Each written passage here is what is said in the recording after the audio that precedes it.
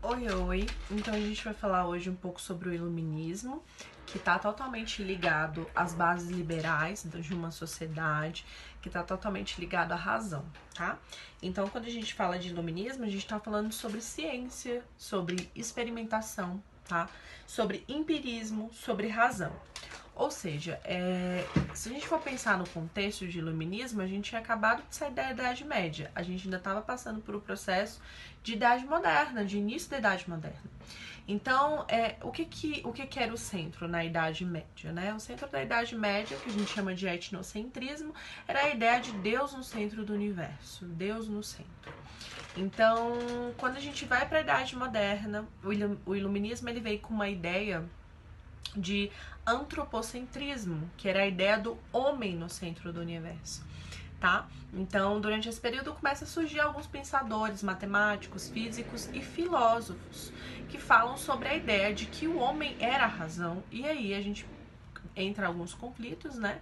Porque a religião na Idade Média era muito presente e quando a gente passa para a Idade Moderna, ela nunca vai deixar de ser presente. No entanto, na Idade Moderna, a gente tem essa ideia da razão e não só da fé.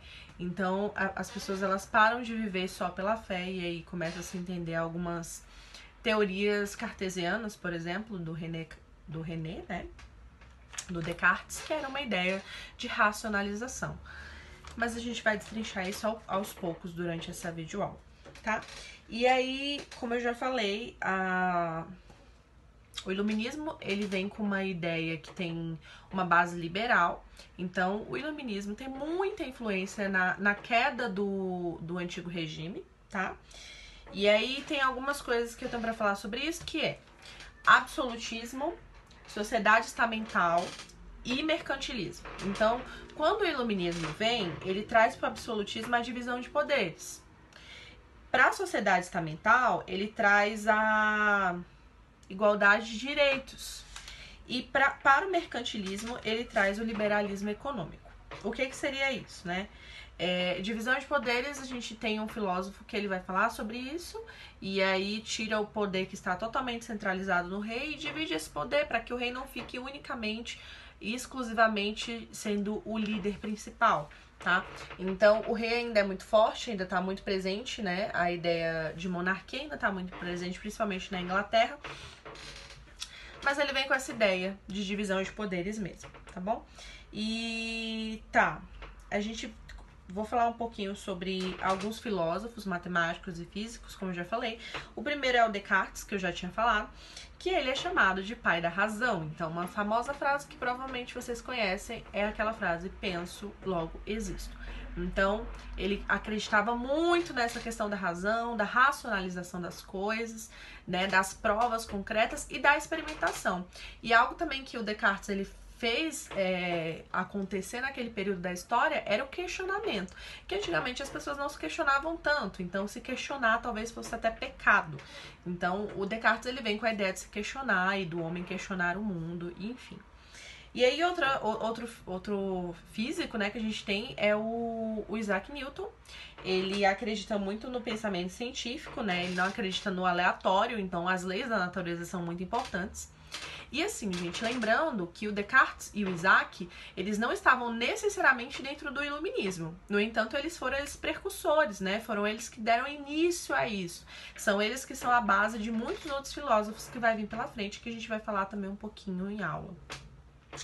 Então, o Isaac Newton, ele veio com essa ideia que eu já falei, né, de racionalizar também, assim como Descartes, só que de uma forma diferente. Ele acredita no não aleatório, ele acredita que as leis da natureza têm uma razão e têm um porquê. Depois a gente tem o John Locke, que é um cara que esse sim vai estar totalmente dentro do iluminismo.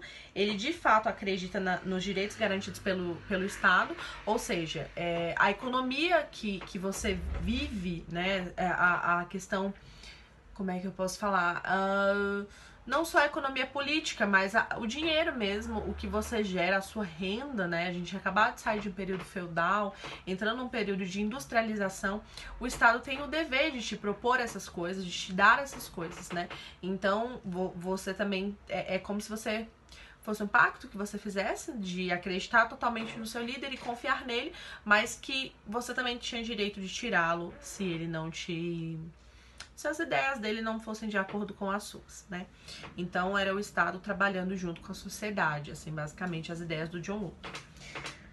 Tá, isso tá totalmente dentro da influência da Revolução Inglesa, que inclusive eu já falei em aula com vocês um pouco, sobre essa ideia de tirar o absolutismo mesmo, não o absolutismo, esse regime absolutista onde tinha um rei, onde só ele falava, onde só ele mandava, para a ideia do absolutismo parlamentar, né? Que seria essa ideia de outras pessoas liderando também juntamente com o rei e indo de frente a isso, que hoje tem muita influência no que a gente vive politicamente, né? Hoje a gente não tem só um presidente que manda, né? A gente tem um governo, a gente dentro desse governo a gente tem as divisões, os cargos, né?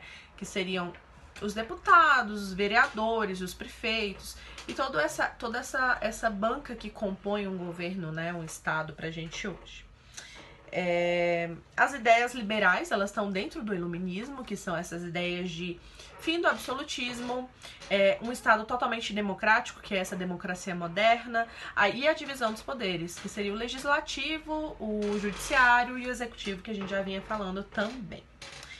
Como eu já falei, é base para as revoluções, vem a cidadania e também, gente, o iluminismo, é legal a gente falar que não é uma filosofia de igualdade social, não é uma liberdade social, a gente não tá falando do social ainda, a gente tá falando de uma questão política e econômica, ou seja, nós estamos falando sobre uma filosofia burguesa, era apoiado pela burguesia, porque era interessante para a época a burguesia ter uma mudança econômica para que ela pudesse ascender, tá? Tanto é que a burguesia ela inicia lá na Idade Média, mas a ascensão da burguesia acontece na Idade Moderna, com a vida da indústria, né? Com a industrialização e tudo mais.